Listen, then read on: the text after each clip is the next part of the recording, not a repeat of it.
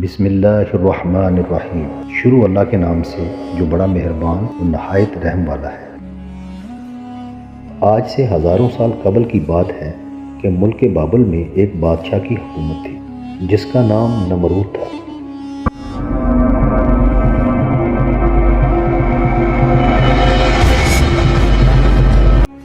نمرود نہایت ہی سرکش اور ظالم حکمران تھا۔ اس نے خدا ہونے کا جھوٹا دعویٰ کر رکھا تھا اور جو اسے خدا نہ مانتا اس پر ظلم و ستم کرتا تھا۔ نمرود خود بت پرست تھا اور اپنی سلطنت میں بھی بت پرستی کی اشاعت کیا کرتا تھا۔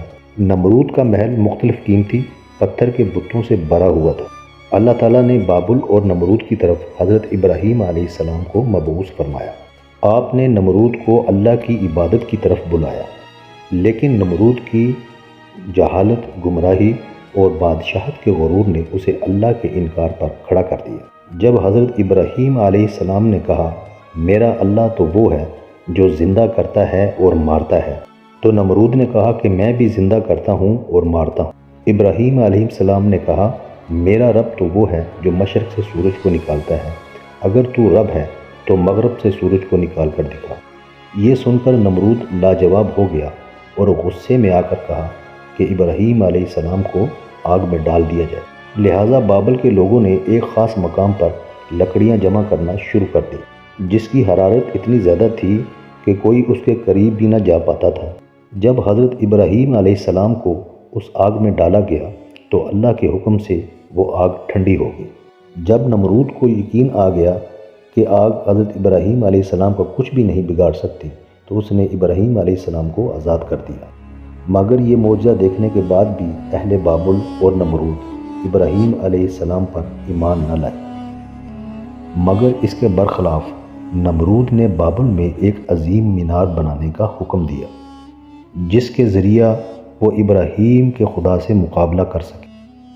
اس نے مزدوروں کو حکم دیا کہ اس مینار کو اتنی بلندی تک قائم کیا جائے تاکہ وہ بادلوں تک پہنچ جائے اور آسمانی خدا سے جنگ کر کے فتح حاصل کر لے۔ جب یہ مینار بادلوں تک بلند ہو گئی تو نمرود اس پر چڑھ کر خدائی کا دعویٰ کرتا تھا اور آسمان کو دیکھ کر خدائی سلطنت کو للکارتا اور لوگوں سے کہتا کہ آسمان کا خدا کچھ جواب نہیں دے رہا ہے کیونکہ وہ میرا مقابلہ نہیں کر سکتا۔ لہٰذا یہ دیکھ کر نمرود کو پوجنے والوں کی تعداد میں اضافہ ہو رہا تھا اور جوگ در جوگ لوگ اس کے سامنے سجدہ ریز ہوا کرتے تھے۔ لیکن نمرود اس بات سے بے خبر تھا کہ وہ بہت جلد اللہ کے غضب کا شکار ہونے والا ہے اور ایک سخت عذاب اس پر بہت جلد مسلط ہونے والی ہے۔ اللہ تعالیٰ نے ایک آسمانی فرشتے کو نمرود کے دربار میں بھیجا۔ اس نے نمرود کو ایمان قبول کرنے اور لاشریک معبود پر ایمان لانے کی دعوت دی، مگر غرور اور تکبر سے چور نمرود نے انکار کر دیا۔ فرشتے نے کہا کہ خدا کی طاقت اور قدرت تم اور تمہاری فوج سے کہیں زیادہ ہے، وہ تم کو اپنی سب سے کمزور مخلوق سے ہلاک کر سکتا ہے۔ لہٰذا نمرود نے خدا سے مقابلہ کرنے کا تقاضا کیا۔ فرشتے نے نمرود کو 3 دن کی مہلت دی جس میں اس نے اپنے تمام لشکر کو جمع کر لیا، پوری طاقت اور قوت کے ساتھ جنگ کے لیے تیار ہو گیا۔ تیسرے دن اللہ نے مچھروں کا ایک بہت بڑا لشکر بھیجا جو تعداد میں اتنے زیادہ تھے کہ سورج کی روشنی نظر نہیں آتی تھی۔ یہ مچھر پورے بابل شہر میں پھیل گئے اور نمرود کے لشکر پر حملہ کر دیا۔ مچھر نے لشکر کے سپاہیوں کے خون چوس لیے، گوشت چاٹ گئے، ان لوگوں کی صرف ہڈیاں باقی رہ گئیں۔ ایک مچھر نمرود کے ناک میں داخل ہو گیا اور ناک سے دماغ میں داخل ہو گیا اور دماغ کھانے لگا اور درد کی شدت سے نمرود پاگل ہونے لگا۔